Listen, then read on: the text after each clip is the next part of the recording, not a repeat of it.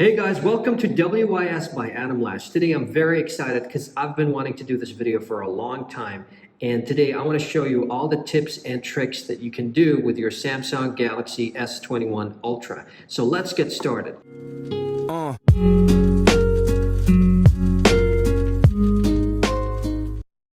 The first thing I want to show you here is this. You see these little folders here? This can be very, very convenient because that can organize your entire icons here, your programs, your apps. So if you can do something like this, finance, health, this is how I like to organize it, shopping and food, Samsung, it's easy to do. All what you got to do is first, you've got to find the app that you want to put in a folder. Let's say, for example, I want Microsoft Office. So let me try to find some of the Office apps. I keep pressing that. And then you press select and then find another app that you want to do it with. For example, let's say Acrobat, okay? And then you create a new folder. Once you tap that, you start calling the folder a name, whatever you want to call it, and then press done. And there you have it. There's a new folder. So for example, I've called this finance for my banking apps. These are all the Google apps. Then you've got health and so on. Let's get to the second tip, which I think is going to be the most important tip. I think a lot of people want to know how to do this, which is how to save your battery life. This has been one of the most important things for me. I got to be honest, the first time I got this phone, I was not happy with the battery life. I had to charge it multiple times in the day, like 2 or 3 times a day. I'm a power user, so that sucked. And now I found a really effective way to prolong your battery life. So let's go ahead to settings. I want to show you how to do that. Go to battery. All right. So the first thing you're going to see here is this built-in battery monitoring app from Samsung. And by the way, I love it. You don't need third-party apps for this. Samsung already has this built in. It can automatically close background apps and run checks. So now it's telling me that 97 out of 100, it has performed the checks. So it tells you here the battery, the storage, the memory. Okay, tap optimize now, and it's gonna go ahead and close background apps. It's gonna close or turn off virus scanning, and it's going to let you know if there's any app that is using a lot of battery or any app that has crashed. That's the first thing that you got to do. Now, the second thing that you can do is tap battery. Guys, this is it. This is the cream of the cream, okay? This is going to be the most important tip here. Go to background usage limits, and you're going to see a bunch of options here. Now, this is called sleeping apps, and then you've got something called deep sleeping apps.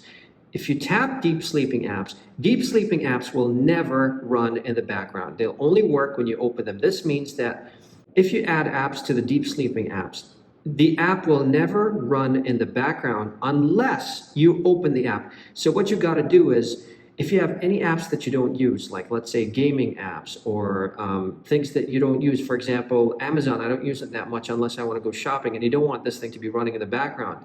You've got some shopping apps here, some chat apps, power utility apps, even banking apps.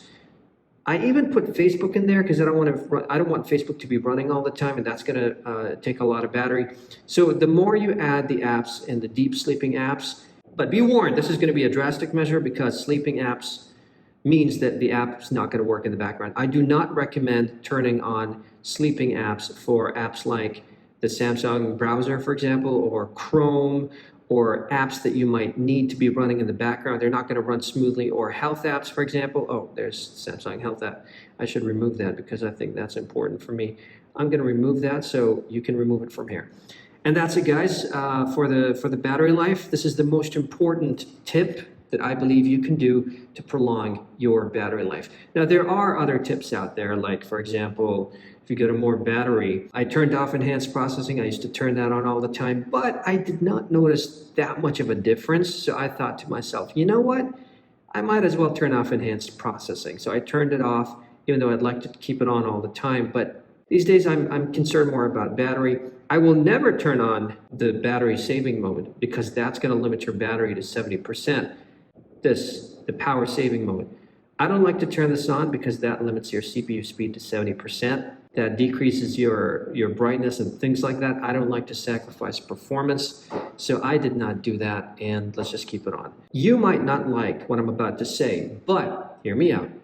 If your 5G is not working properly in your network, in your area, or if you don't feel that there's much of a difference, or if you're not downloading a lot of things or streaming a lot of things, you can do something that can preserve or prolong your battery life, which is to turn off your 5G and to switch to 4G instead. I know that sounds bad.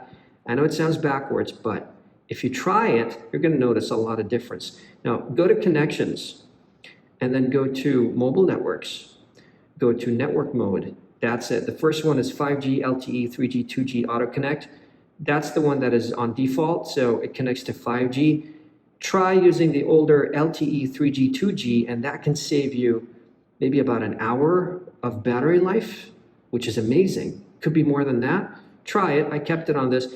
If you need faster speeds anytime, just go back to the settings and tap 5G, and that can, that can bring it back to 5G. There's a very interesting feature in sounds and vibrations that not many people know about, which is right here under sound quality and effects. You got to make sure, first of all, that Dolby Atmos is turned on for both the normal speaker and for gaming. That's amazing. I like to keep the equalizer on normal. Some people like to change this, maybe like rock. Okay, let's try rock, for example.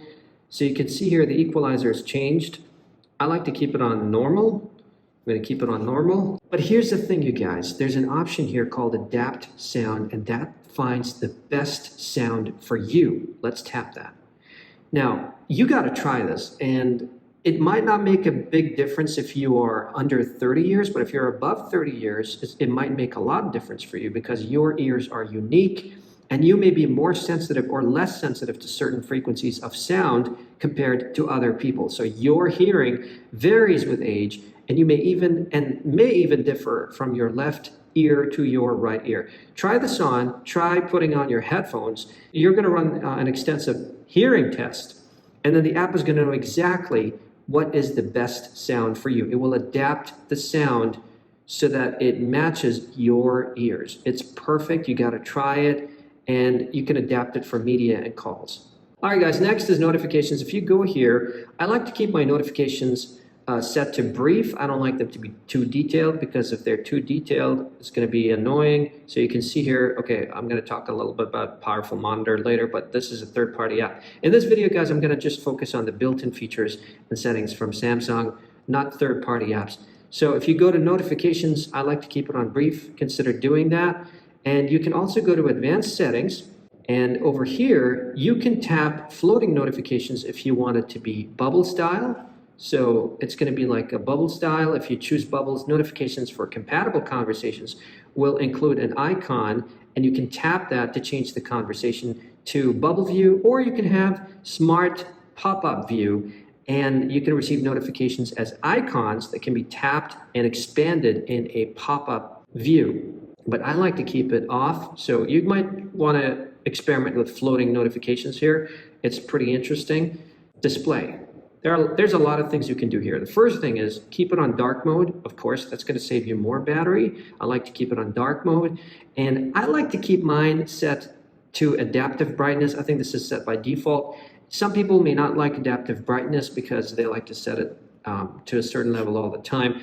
I don't like that, especially when I start driving in the morning. And if this thing is not on, if auto is not on, this is going to be very annoying because sometimes if it's very low, you will not be able to see it. If it's too sunny, it will not automatically increase the brightness. So make sure adaptive brightness is turned on. Next is motion smoothness. Now, if you want to conserve more battery, you might not like what I'm about to say. I don't like it either. I don't like to sacrifice performance. But if you want the ultimate battery life, you can switch back to the standard 60 Hertz. Honestly, I don't recommend that, but if you want to have more battery life, you can do that. Screen mode is vivid. Keep it on vivid because a lot of people like vivid. Vivid looks more eye-popping, so it's for eye candy. I like to keep it on vivid. Screen resolution, same thing. If you want the best looking screen on your phone, why not? Go for WQHD Plus, which is 3200 by 1440. If you want the FHD Plus, that is 2400 by 1080, which is the default, It's moderate usage of battery, keep it set to that. But for me, honestly, I like to keep it at the highest settings. You might want to consider setting your resolution to FHD+. So next is screen timeout. Now make sure that your screen timeout matches your needs. I kept mine at 30 seconds so that okay, you know what, I'm gonna change it to 1 minute. Make sure that it's not set to very long screen timeouts, because then you're gonna waste more battery. I like to keep it set to 1 minute. If you wanna increase the touch sensitivity as well, this is nice. I like this thing to be turned on because sometimes you're wearing gloves, or not just wearing gloves, this is gonna work better. The sensitivity is gonna increase. Next is navigation bar. I like swiping gestures for me. Maybe some people like the buttons. I'm not a big fan of buttons. I'm a fan of swiping gestures because you have more screen real estate. So I like to keep it like this. Some people might not like that, but I do. And by the way, if you want to go back, this is how you go back. You just swipe anywhere on the screen and you can go back, which is pretty neat. All right, guys, now we're going to delve into the advanced features. So tap on advanced features and let's see the settings here. Now, if you want something like linking to Windows, this is very nice if you've got a Windows machine, and what it does is that it connects your phone to your Windows machine, so you can pick up where you left off. For example, you can copy paste things easily, you can view things easily, so that keep it turned on if you have a Windows machine. Samsung DeX is also very useful, so it turns your monitor, you can connect your phone to a monitor and it turns your phone into a computer. And it's very, very nice and fun. So try that on. If you don't have an S Pen like I do, you might want to turn this thing off because it uses more battery.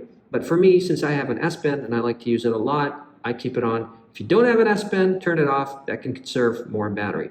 Now, regarding motions and gestures, you might want to turn off things that you don't want here because that is also going to consume more battery. For example, do you really need to mute with gestures, or do you want to keep the screen on while viewing? You know what? This thing is actually useful.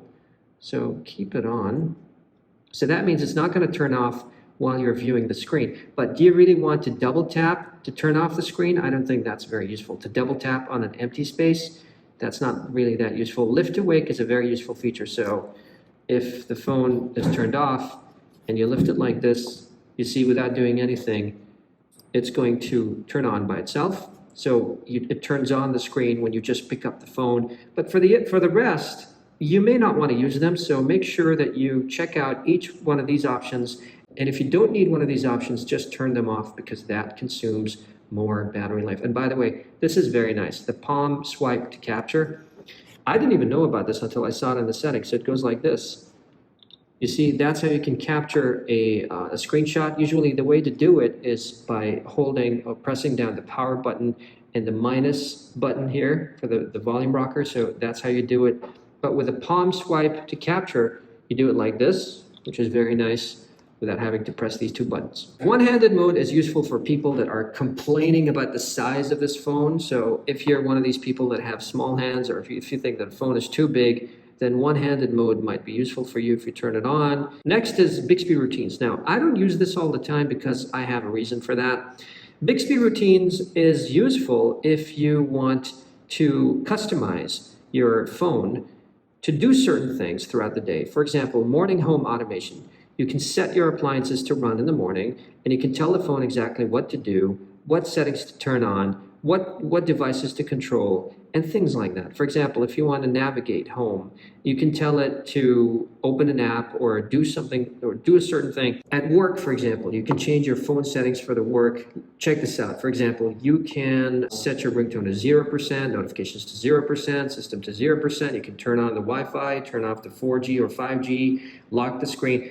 The reason why I don't use this is because I don't like to keep location settings all the time. This thing needs location settings to work, and I don't like to keep it on because that consumes more battery.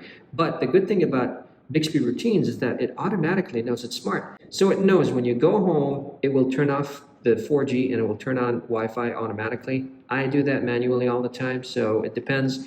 If you like to try something like this, go ahead and try Bixby routines. Oh, and speaking of location, if you want to conserve your battery life, turn off the location setting Turn off your GPS if you're not using GPS, because that really consumes your battery. Also, auto rotate. This thing will consume your battery. Bluetooth will consume your battery as well, but because I'm using Bluetooth devices like my watch and my band, so I'm going to need the Bluetooth thing.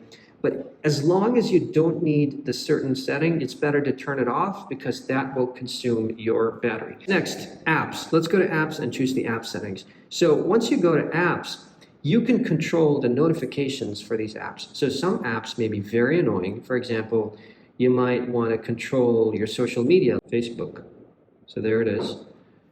You can control the notifications. As you can see, I blocked the notifications from this app so that I can control my usage of social media. Remember, social media apps are vying for your attention. They can be very addictive. So one of the most effective methods to control this kind of attention problem, or addiction, if you will, is to turn off these notifications. So go ahead and turn off the notifications for the apps that you think may be too intrusive or distracting. By the way, it's not the end of the world, because you can do that anytime you want. You can just, every time you want to check out your Facebook, you can just log in anytime you want. You can just tap on the app and open it instead of getting notifications. This is a personal thing. It boils down to personal preference, but you can control the notifications of every single app that is running on your phone. For example, this app, if you keep pressing it, if you keep pressing that, you can see the notifications here, the notification settings, and you can turn them off right here if you don't want them. So the next time you see an app that is annoying you or distracting you or is being very intrusive, you got to be smart. All the apps on your phone are competing for your attention, for your eyeballs. Be smarter than the apps, and try to be very careful with your time and how you spend it, and your attention, and where you put your attention. So turn off the notifications for the apps that you don't really need. And with general management, here you've got the settings for the keyboards, you guys. And the most important thing, I think, is the swipe keyboard feature. Now, this exists. By the way, predictive text is also very useful, so it can predict the next word for you, and stickers and all of that. So let me show you how the swiping feature works. This is the swipe feature, the keyboard swipe controls. I turned it on, so you can swipe to type. You can enter text by sliding your finger from one letter to the next. It goes like this. So let me show you how it works. Okay, let's say I open this and I want to type something. Let's say I want to type the word dog. You can see that. You see, I swiped. And once you swipe, that's like one word. If you pick up your finger, that will automatically mean space. So it will add a space. Let's say I want to write something. Hello there. You can see that. Instead of typing it manually like this, hello there. You see how, oh my God, I made a mistake. You see how time consuming that is? So if you do it like this, hello, you see that? It's a quick swipe. Now, granted, sometimes you will have mistakes. The keyboard may not recognize what you want or what you mean, because sometimes you go crazy with a word. So if it's a long word, like let's say communication. Communication. Oh, it got it this time. All right, let's say a word like intersection. Good, it got it. Okay, this time it made no mistakes. But sometimes if the word is too long and you're swiping here and there, it may not really understand what you're trying to say. But I recommend turning on the swiping for your keyboard, because that is a great shortcut, and it's a much easier way to text on your phone, much faster way. Now let's talk about the tips and tricks that you can use with the S Pen. Now the S Pen is a very, very nice and nifty feature for the Galaxy S21 Ultra. You no longer need a Galaxy Note to use this amazing S Pen. So the first thing that you're going to notice is that it has a little button here. And if you press that button on your phone, you're going to get this menu right here. And you can do so many things with this. For example, you can create a note. Hello, and it's very smooth. The latency has been improved a lot. I mean, check this out, you guys. That's really nice. Let's say I found something interesting here. Let's say this picture, and I want to take a screenshot of that picture. All what you got to do is, with the S Pen, press the button here again, and then press Smart Select. And Smart Select is a very interesting feature, because you can select whatever you want. For example, suppose I want just this part right here. You can see that it selected this part. And not only that, you can extract the text from this. I mean, how amazing is this, guys? Let's see if I can extract the numbers here and the text written here. It tried to extract it. You can see that 7-day PAI yesterday, today. So suppose you have this text, you guys, and you want to extract the text from this. It doesn't have to be something that can be selected like this from an article or from a newspaper like that. It doesn't have to be selectable text. It could be anything. It could be a picture, for example. And you can still extract the text from that. So what you do is you press this button here. So once you press this button, you go to Smart Select, and then you start selecting the text. Let's say this is what I want, and then tap Extract Text. And there you go, it's gonna extract the text. This is the text, it was extracted. You can copy it or you can share it. How nifty is that? That's pretty cool. Now, there are other smart selection features as well. So suppose I wanna select only this, just like that. You can see that it can extract it like this. You can download it, you can share it, and you can even extract the text if you want to. That's pretty amazing. And you can edit right here. I mean, you can write things on it, you can delete it, you can download it. Pretty nifty. And it will also cut, you can see that, it will cut everything around it. This may be a very powerful Photoshop tool, a powerful selection tool, because you're using the stylus to carefully select whatever you want, the object that you want. And you can see that there's no background. It will automatically cut out the background, and then you can download this picture. How amazing is that? But of course, you're going to need the S Pen for these things to work. You can also create a GIF. It can record it, and then it can create a high-quality GIF. That's pretty neat. You can also pin something to the screens. ScreenWrite. And ScreenWrite is a very nice feature as well. I use it all the time to annotate whatever's on the screen, whether it's a PDF or a picture or something like that. And this is a very interesting feature. So you can start writing things here. Now, it's not very obvious, but let's select another color. Let's make it thicker. Let's say yellow. And I can start selecting things here and type things, and you can send it. You can send it, you can download it. You can also erase it if you want to. It's pretty neat for annotation. You can check out the rest of the features as well, like live messages, translate, pen up. Pen up is very nice. You can create artwork with the S Pen. Check out some of the artwork for other people. I mean, it's amazing. These people were able to draw these things with the S Pen. Can you believe that? I mean, check out these drawings, you guys. This could be very, very creative. I think having the S Pen is a very powerful feature for the Galaxy S21 Ultra, and this is something that the iPhone does not have. iPhones still don't have styluses, and with this device, with the S Pen, you get to do a lot of things that you can do with other phones, so I think this is an amazing advantage for the Galaxy phones. The next interesting feature that I'm going to show you right now is extremely helpful. I've been looking for something like this for a very, very long time. And although it's not exactly the equivalent of AirDrop, they're getting there. They're almost getting there. Samsung has a similar feature called Quick Share. The problem is Quick Share only works with Android devices. So you can send something to another Android device. AirDrop is the same, of course, with Apple devices. The problem is, though, is cross-platform. So if I want to send a file from my Samsung Galaxy S21 Ultra to my MacBook Pro, it's a very difficult process, a complicated process. I've tried everything. There's only one app called Android Smart File Transfer, which is a disastrous app, very not responsive. Anyway, the point is, there's an amazing feature here called Link Share by Samsung, and I want to show you how this thing works. So suppose I want to share this file right now to someone. All I got to do is select the file, go to Share, and you're going to see it right here. And this is called Share as Link. Nearby Share is just like AirDrop. It works only with Galaxy or Android devices, and that's not exactly what I was talking about here. I want something that works with any platform, any cross-platform. So tap Share as Link, and what it does is that it sends this file as a link. It automatically uploads it to Samsung Cloud. It's just amazing. You can only find this option with Samsung phones. It uploads it to the Samsung Cloud, and then the other person is going to be able to download this file, and it's going to be available for just 1 day. So let's say I'm going to send this as an email. There you go. There's the link. So the other person can click on this and easily download the file. How amazing is that? The next amazing feature that I want to show you is called Private Share. Once you tap this, You can send files, you guys, this is a very nice feature. You can send files, whether images, videos, audio, documents, privately.